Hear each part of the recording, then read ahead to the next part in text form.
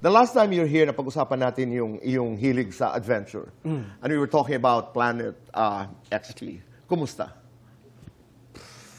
Talk about it. Dream come true.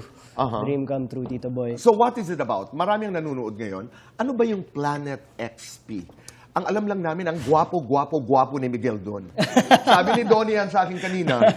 Oo. Hindi naman. Napanood namin sa babae yung trailer. Sabi ko, naintindihan mo ba ako anong sinasabi ng show? Hindi po. Basta ang gwapo 3 beses. Oo. Itong Planet XP, ginawa namin tong show na to para magbigay awareness sa mga bata and sa mga magulang nila na to reconnect with nature. So, meron kaming 5 episodes sa buong Mayo. May pupuntahan kaming iba't ibang communities dito sa Pilipinas. Actually, Luzon pa lang po to. Punta kaming Norzagaray, Bulacan, punta kaming Cavinti, Laguna, Tarlac.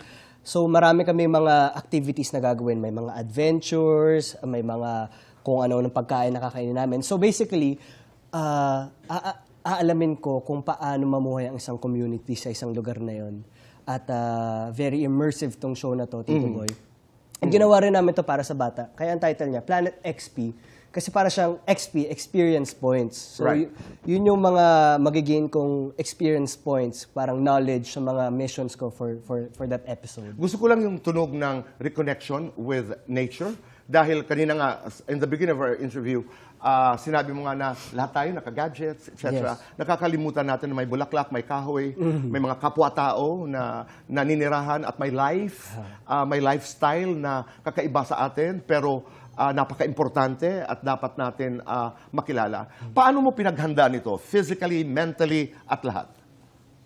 Well, nung sinabi sa akin na, meron kang travel show, eto first hosting gig ko to boy. So medyo na-excite ako, but at the same time may pressure kasi first ko to eh. Right. Paano ako as a host, baka bulol-bulol ako, baka hindi ko ma-deliver na maayos.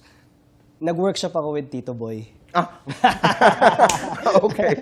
So, ako, Tito Boy, gusto lang sabihin na very thankful ako dun sa mga sessions natin dahil ang pinaka-importanting lesson na nakuha ko dun sa pagiging host ay be yourself.